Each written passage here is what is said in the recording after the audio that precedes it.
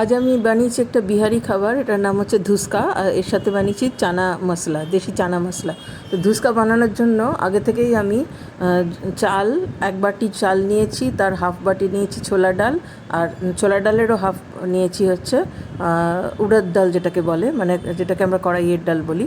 এটাকে নিয়ে তারপর ভিজিয়ে রেখেছিলাম 2-3 ঘন্টা। তারপরে সেটাকে বেটে তারপরে সেটাকে আবার ফার্মেন্টেশনের জন্য রেখেছিলাম, ফার্মেন্টেড হয়ে গেছে। আর আপনি ওর সাথে আদা আর কী বলে কাঁচা লঙ্কাও একসাথে মিক্সিতে পেস্ট করতে পারেন। আমি পরে ওটাকে গ্রেট করে দিয়েছি। আর এখন এটাতে দিয়েছি হচ্ছে হিং, আর তার সাথে দিয়েছি অল্প হলুদ, নুন দিয়েছি পরিমাণ মতো, আর দিয়েছি হচ্ছে একটু জিরে, গোটা জিরে, আর একটু কী বলে জোয়ান।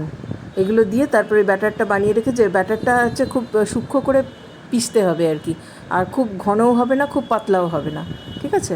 আর যদি খুব পাতলা হয়ে যায় তাহলে আপনি চালের গুঁড়ো দিয়ে সেটা ম্যানেজ করতে পারেন, কিন্তু একটা মোটামুটি মিডিয়াম ঘনত্বের ব্যাটার হবে।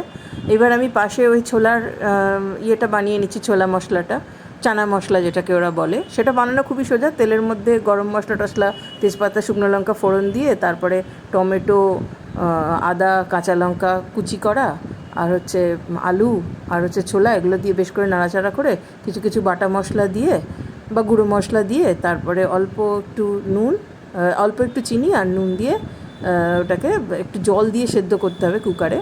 তারপরে যখন কুকারটা খুলবেন তারপরে জলটাকে একটু কমিয়ে নিতে হবে ফুটিয়ে, আর লাস্টে আপনি একটুখানি ভাজা মশলা ছড়িয়ে আর একটু গরম মশলা ছড়িয়ে নামিয়ে নিতে পারেন। তো এইভাবে তো ছোলাটা তৈরি হয়ে যাবে। আর যখন ধুসকাটা ভাজবেন তখন তেলটা খুব হাই হিটে থাকতে হবে। তেলটা হাই হিটে থাকবে। প্রথমে একটা ধুসকা দেবেন, একই জায়গায় ব্যাটারটাকে দেবেন, দিয়ে দেখবেন যে ওটা ফুলে উঠছে। ফুলে ওঠার পর তারপরে ওটাকে আস্তে করে উল্টে দেবেন। এইভাবে একসাথে একটাই ধুসকা ভাজবেন যদি ছোট কড়াই হয়, কারণ তেলের হিটটা গরম রাখতে হবে। তেলের হিটটা মানে কন্টিনিউ রাখতে হবে। তেল যদি ঠান্ডা হয়ে যায় তাহলে কিন্তু ধুসকা ফুলবে না। আর ধুসকাটা যেহেতু ফার্মেন্টেড, সেই জন্য ফার্মেন্টেশনটা যাতে ঠিকমতো হয় সেটা দেখতে হবে। অনেকটা কনসেপ্টটা মালপোয়ার মতো।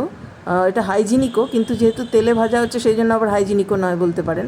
এটা একটা অন্য ধরনের খাবার আর কি। বানিয়ে দেখতে পারেন, আমার মনে হয় ভালোই লাগবে খেতে। আর এর সাথে যেটা চানা মশলা বানানো হয় এটা তো খুবই টেস্টি হয়, একটু ঝাল ঝাল করে বানাতে হবে আর কি। তো আমি প্রথম দিন বানিয়েছিলাম, তো মোটামুটি ঠিকই হয়েছে। আর একটু ফুললে আরও ভালো লাগতো, আপনারা বানিয়ে দেখবেন।